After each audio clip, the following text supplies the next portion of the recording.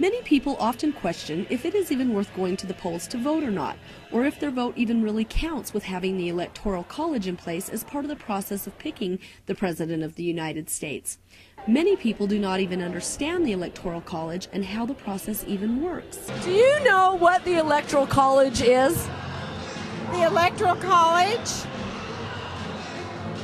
Not exactly. The Electoral College is the ones that elect the president, really, right? Yeah. I like the Electoral College. It allows Idaho a bigger voice, and it allows the candidates to come to places like Idaho. Even law school graduates have questions about the Electoral College. I know that the electors themselves are the ones that vote for the president, and that's controversial because it's not actually the popular vote that is electing the president. It's indirect. And then I don't know how states pick the electors. Now, I grew up in Grace, and part of our government class in Grace, we had to learn what the Electoral College was, and of course we were tested on it, so it gave us some knowledge about what we had to do. But, you know, people forget, and they go on their way and don't think about it quite as much, and so it helps to understand it. The Electoral College is a group of individuals who are elected to vote for the President and the Vice President of the United States. Each state is allowed in this group the total number of senators and representatives from their state.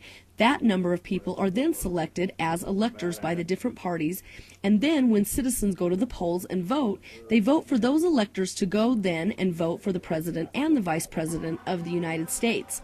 The representatives picked for each state is based on the population of that state, plus 2 senators. So add the 2 representatives that Idaho has, and they have a total of 4 votes. The votes are especially important for the smaller states like Idaho. The Electoral College has been the subject of debate over the years, especially since the President Bush and Vice President Gore race. Remember when George Bush won in 2000, he won by 1 Electoral College vote. That shows you how critical it is. If he would not have won Idaho, if he would not have won a small state like Wyoming, he would not have been president in 2000. So that's how critical just 1 or 2 Electoral College votes are, and so I think it's an example of why we need to keep the Electoral College system in place. Even though the United States still uses the Electoral College, we still see many supporters here at Skyline High to support the Mitt Romney campaign who still believe in the power of the people. Reporting from Idaho Falls and Pocatello, Deanne Coffin, Idaho State of Mind.